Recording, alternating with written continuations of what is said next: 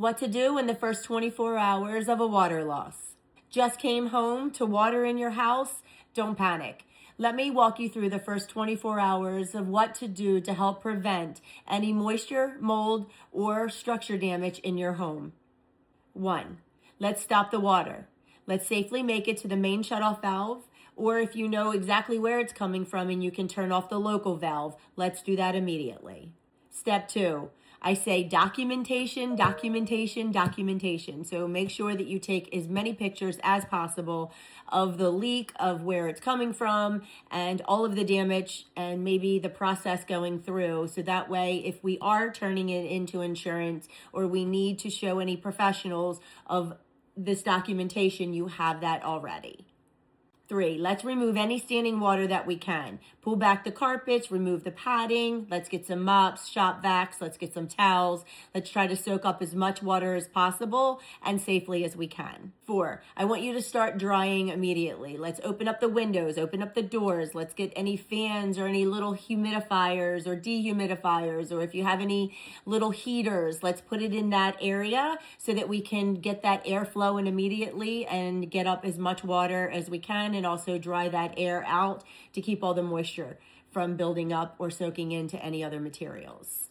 5, we're going to evaluate the damage now that all of the water is extracted and we have some fans going or some heaters going, and now we can really sit back and look at what the problem is and what real damage is going on. So if you have drywall that maybe is falling out of the ceiling or is crumbling around the wall, and you're in a house that's predated 1980 and you don't know if your house has asbestos or not in the joint compound, I'm going to ask you to leave it alone, and our next step is to call a professional. But if you know that your house does not have asbestos and it's safe to cut drywall and it's a small area and you feel like it's not overwhelming and you can do so, then I would tell you to go ahead and cut that out so that we can dry the structure, which are the wood studs, the ceiling joists, and the sill plates that are behind that. We're also going to evaluate the carpet. Once you pull the carpet back, water gives you a very good tell sign. It'll tell you water stains. It'll tell you how long it's been there, when it's been there, and what it's touched. It always turns something darker when water soaks into it. So if you pull back that carpet, you'll see a ring as where it's dry and where it's wet. That's a good place to start taking pictures as well. And we want to pull that carpet back and get some airflow under it. And then 6, I'm going to tell you to call a restoration professional. You can get one vetted off of the internet.